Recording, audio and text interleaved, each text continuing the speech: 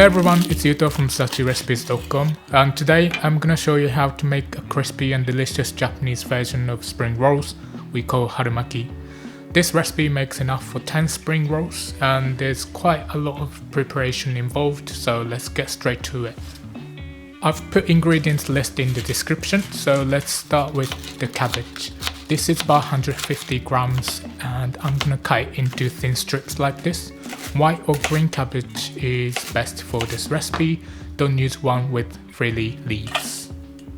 We cut all the vegetables quite thin so that they're easier to roll up in the harumaki later. It also helps them cook quicker.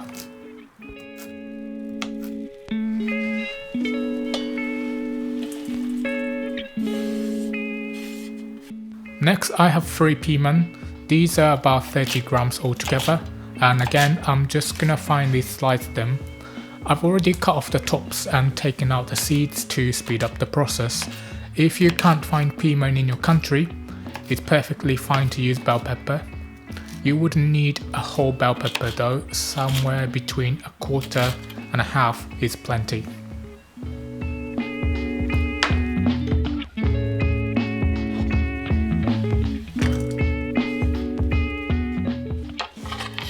Then I've got carrot. I'm using 30 grams, that's about half of a medium-sized carrot. I've already peeled this, so now we just cut into thin slices. Once they're sliced, you can then stack the slices on top of each other and cut them into thin strips. I also use 50 grams of bamboo shoots in this recipe, but I can't show you the cutting technique in this video because I bought them already cut. The bamboo shoot should be about the same length and thickness as carrot, so refer to the carrot cutting if you're cutting bamboo. I recommend using canned bamboo shoot slices.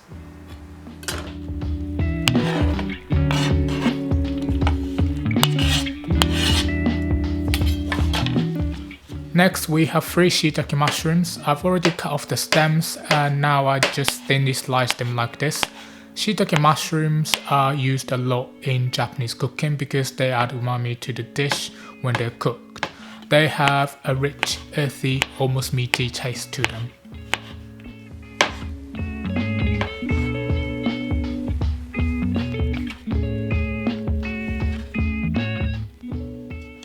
The next ingredient is 30 grams of spring onion. In Japanese we call it negi. And for harumaki we are only using the white part, which has a stronger flavor.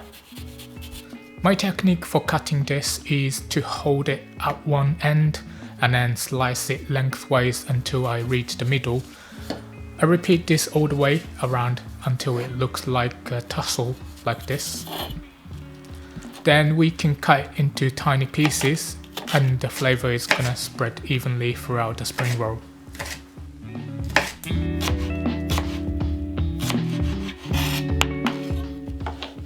I also want my fresh ginger to be cut like this, so take 10 grams of peeled ginger and cut slices. Just like the carrot from earlier, stack the slices and cut thin strips.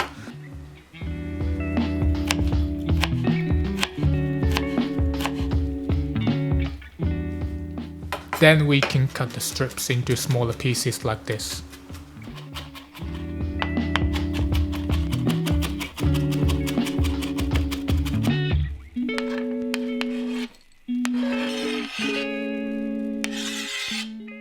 My final ingredient for the filling is pork. I'm using thinly sliced shoulder and I'm just gonna cut it up into small rough pieces. I like using thinly sliced pork like this because it has a nice amount of fat without making the spring rolls too greasy. Some people use ground pork, but this roughly cut pork has a better texture in my opinion. Once it's cut, place it in a bowl, sprinkle it with a pinch of salt and pepper and add a drizzle of sesame oil.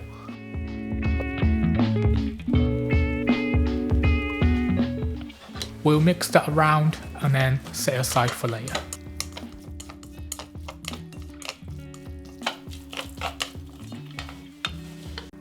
Okay, next we're gonna cook the filling. Take a pan that has a lid and heat it on medium. Once it starts to get hot, add a drizzle of sesame oil and your cabbage.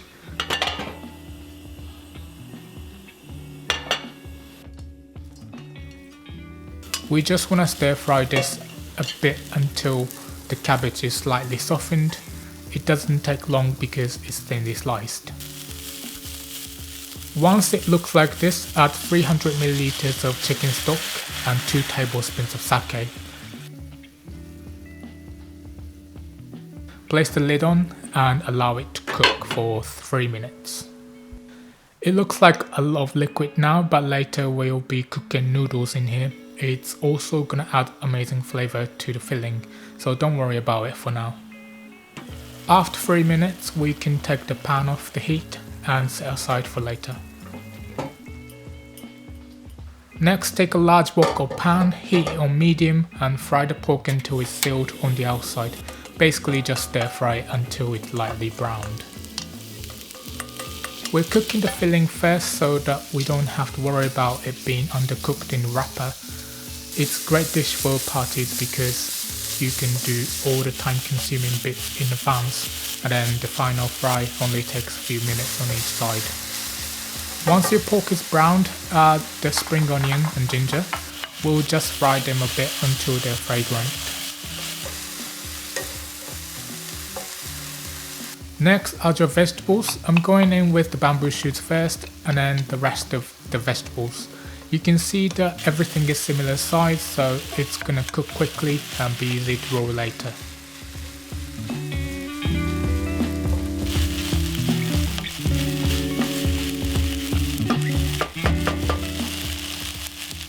Flavor the mixture by adding half tablespoon of soy sauce, half tablespoon of oyster sauce, and half a tablespoon of sugar. Stir fry everything together for a minute or two, and then pour in the contents from the other pan.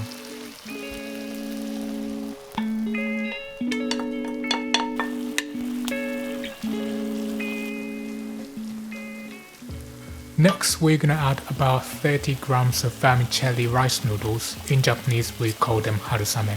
I'd say thinner noodles are better for harumaki, so use the thinnest ones you can get.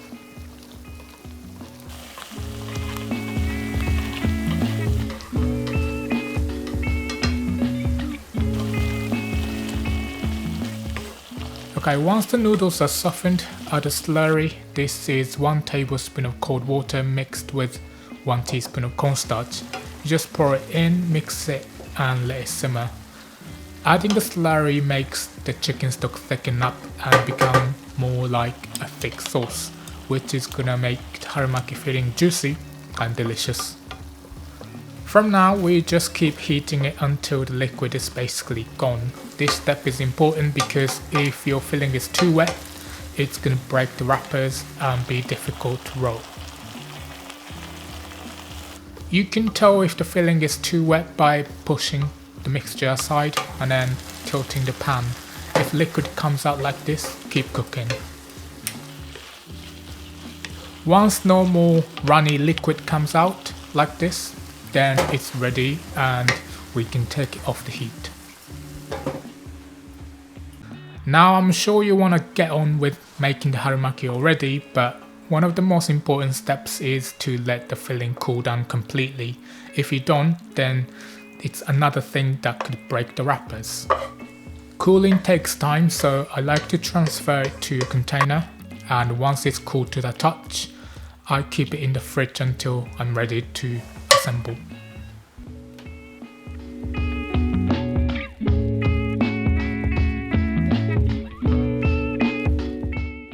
Okay, it's been cooling for a few hours, but we have a couple more things to do before we can roll the harumaki. First, the noodles are quite long, so take some kitchen scissors and cut them up. This step makes it easier to divide the mixture evenly. Next, we can roughly divide the filling into 10 portions. This ensures that each harumaki is roughly the same size. It doesn't need to be perfect, just a general measure so that you don't run out or have too much mixture left at the end.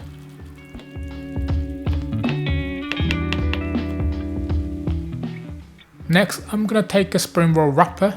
These are square shaped, so turn it 45 degrees so that you have a diamond like this.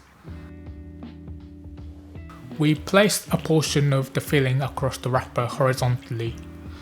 It should be just below the center. Make sure to leave enough space on the edge to prevent gaps. Now bring the bottom corner up to the middle. Fold each edge over at a right angle. It should be straight like this.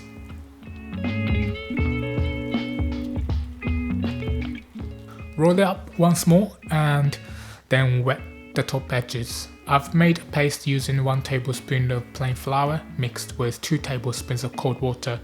This acts like a glue and stops the harumaki from falling apart. Finally, I press it slightly so it's a little bit flattened. This stops it from rolling over when we cook it in the oil. Repeat these steps until you've got 10 harumaki. There are a few important things to consider when rolling harumaki. The first is rolling it tightly so that there aren't any holes or gaps. If there are holes, the oil is more likely to seep inside and make it greasy. It's also going to react to the liquid in the filling and splash, which can be kind of dangerous and messy. Another thing to consider is that spring roll wrappers have a smooth side and a rough side. The smooth side should be on the outside, so it should be facing down when you roll it. The rough side should be facing up and touching the filling. Okay, that's the last one. It's time to fry. I have heated my oil to 160 degrees Celsius, which is about 320 degrees Fahrenheit. And all we need to do now is wait for them to turn golden on the outside. This should only take a few minutes on each side. You might think 160 degrees sounds a bit low for frying, but spring roll wrappers cook quite quickly. If you fry them at a higher temperature than this, you'll find they might get too dark or even burn. Because the filling is already cooked, we don't need to worry about it being undercooked in the middle. It only needs to be heated through, and a few minutes at this temperature is plenty of time. Like I mentioned earlier, harumaki is a great party dish because you can make the filling and roll the harumaki in advance. You could even do it the night before. After that, each batch should only take about 5 minutes to fry. It's very quick. If you don't like deep frying, there's also the option of baking them in the oven. The problem with oven baking is that they don't brown evenly all over, but they do get crispy, and I know lots of people do it, especially if they're making a large batch. If you do want to bake them, brush or spray them with a little oil and bake for about 20 minutes at 200 degrees Celsius. Okay, my spring rolls are cooked, let's eat.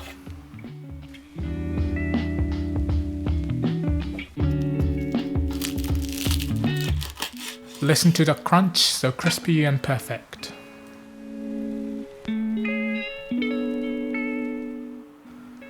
We usually serve harumaki with soy sauce and Japanese mustard.